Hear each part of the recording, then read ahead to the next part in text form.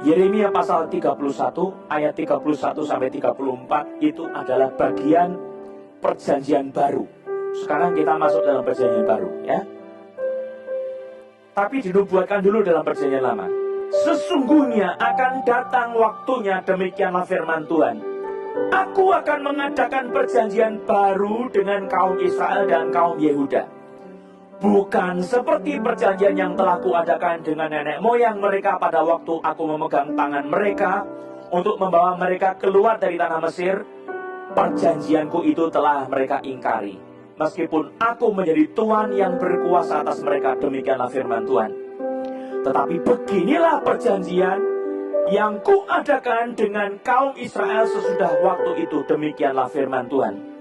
Aku akan menaruh Tauratku dalam batin mereka dan menuliskannya dalam hati mereka, maka aku akan menjadi Allah mereka dan mereka akan menjadi umatku. Dan tidak usah lagi orang mengajar sesamanya atau mengajar saudaranya dengan mengatakan, "Kenalah Tuhan," sebab mereka semua besar kecil akan mengenal aku, demikianlah firman Tuhan. Sebab aku akan mengampuni kesalahan mereka dan tidak lagi mengingat dosa mereka. Perhatikan firman Tuhan ini, saudara. Tuhan dalam perjanjian lama, dia melihat orang yang dihakimi tidak ada atau sangat sedikit sekali, luar biasa sedikitnya, yang bertobat waktu penghakiman. Tapi mereka malah benci sama Tuhan. Kenapa kau datangkan penghukuman ini, Tuhan? Makin jauh dari Tuhan.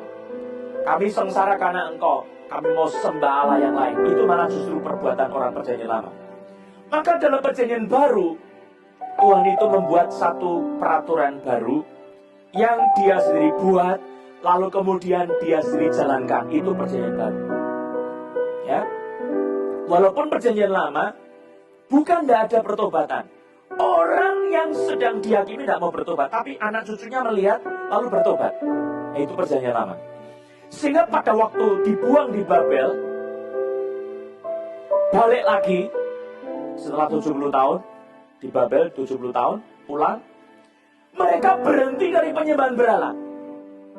Nah, ini upah daripada penghakiman Tuhan. Ada satu koreksi yang betul. Tapi perlu penghukuman dulu.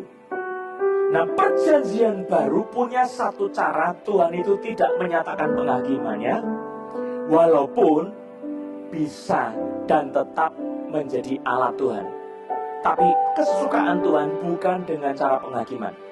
Kesukaan Tuhan itu dengan membujuk kasih-Nya itu ditunjukkan di dalam Yesus Kristus.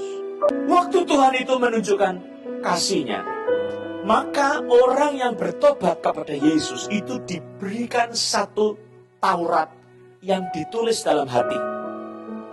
Taurat itu ditulis dalam hati, diukir dalam hatinya, sehingga orang itu tidak lagi hidup dalam dosa, tapi dia akan hidup dalam kebenaran dan melakukan firman Tuhan.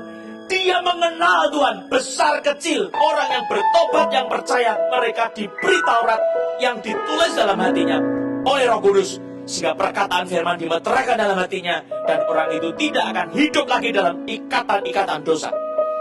Dan ini yang membuat perjanjian baru lebih superior dari perjanjian lama. Kalau pendekatan perjanjian lama adalah penghakiman, dan penghukuman, perjanjian baru adalah bentuknya kasih. Tuhan itu menunjukkan cinta kasih-Nya kepada kita di dalam Yesus Kristus. Dia jadi manusia, dia mengambil posisi kita, menggantikan kita dalam ketaatan kepada Taurat. Jadi ketaatan saudara itu sebetulnya tidak ada, tapi digantikan oleh ketaatan Yesus Kristus melakukan Taurat. Lalu apa yang terjadi oleh Yesus Kristus di dalam pelayanannya? Saya kasih gambaran, saudara. Waktu Yesus ketemu sama orang sakit kusta, apa yang terjadi? Ya, bagaimana sikap Yesus terhadap orang sakit kusta, orang yang dikutuk, orang yang sedang mendapatkan murka Tuhan dan hidupnya najis? Seperti apa? Ternyata Tuhan Yesus tidak mengusir mereka, tapi justru dia mendekati, lalu menjamah mereka dan menyembuhkan mereka. Lihat Matius 8 ayat 2-4. Maka datanglah seorang yang sakit kusta kepadanya. tidak menjauh tapi mendekat. Lalu sujud menyembah Dia dan berkata, Tuhan, jika Tuhan mau, Tuhan dapat mentahirkan aku. Matius 8 ayat 2. Ya. Orang kusta itu sakit, dia mesti bilang, najis, najis. Rambutnya terurai, badannya bau, bajunya cabak-cabik, compang-camping, tidak mandi. Tapi dia menyembah Yesus, berkata, Tuhan, jika Tuhan mau, Tuhan dapat mentahirkan aku. Ayat 3, lalu Yesus mengelurkan tangannya, menjamah orang itu dan berkata, aku mau, jadilah engkau tahir. Seketika itu juga tahirlah orang itu daripada kustanya. Lalu Yesus berkata kepadanya, ingatlah, jangan engkau memberitahukan hal ini kepada siapapun, tetapi pergilah, perlihatkanlah dirimu kepada imam dan persembahkanlah persembahan yang diperintahkan Musa sebagai bukti bagi mereka.